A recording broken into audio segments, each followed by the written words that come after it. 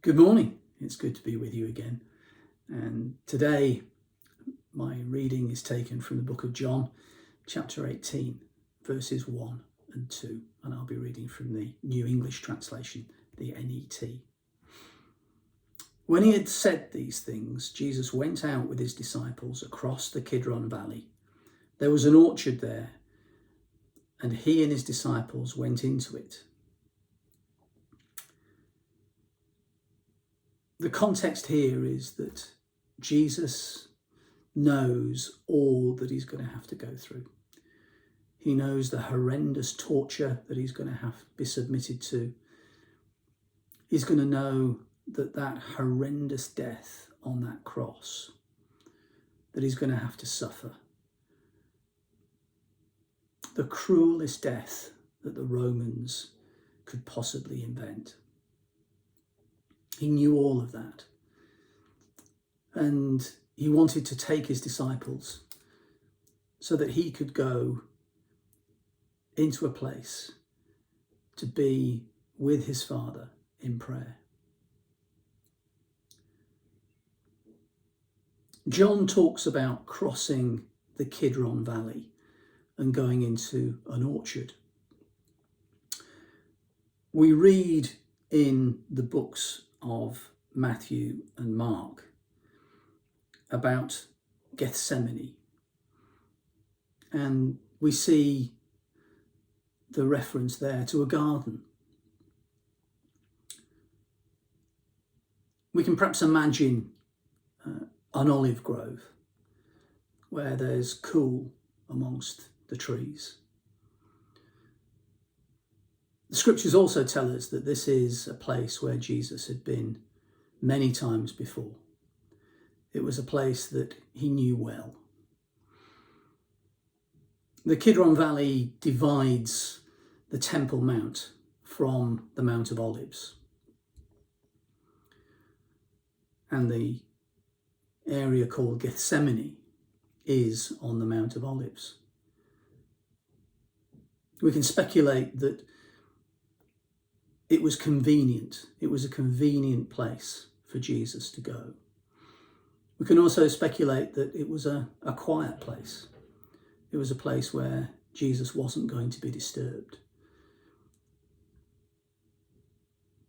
Perhaps it was also a place where he just felt at peace amongst the olive trees. But whatever the reason, it was a place that Jesus went on a regular basis to pray and to be quiet with his disciples. We all need those places. We all need that place to have that quiet time, to have that time in prayer with Father God. For some people, that's a bench in the park. For others, it's a chair in their home. For still others, perhaps for busy parents, it's around the kitchen table, either late at night or early in the morning when everybody else is still in bed. For others, it's just locking the bathroom door and sitting quietly and having 5 minutes peace and quiet.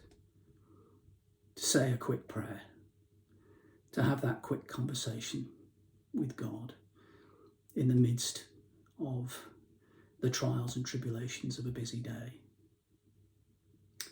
For me, it used to be in my car, either on my daily commute to and from work or going to see clients.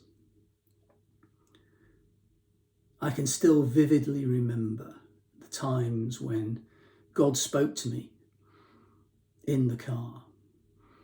On one occasion, I was actually in the outside lane on the A42, going to meet a client at East Midlands Airport. And I can still remember to this day God speaking to me, and I can remember exactly what he said to me on that occasion. We all need those special places, especially in the busyness of life.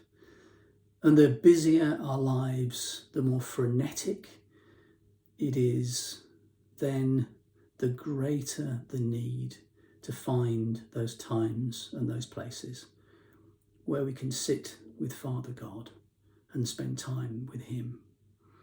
That precious, precious time with our Father God.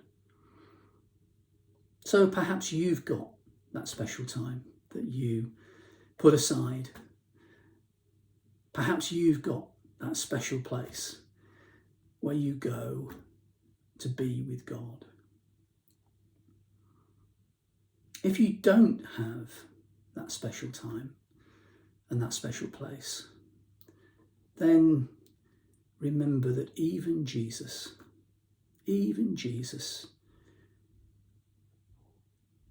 needed that time and that space, and especially at that crucial time when he was facing that major trial.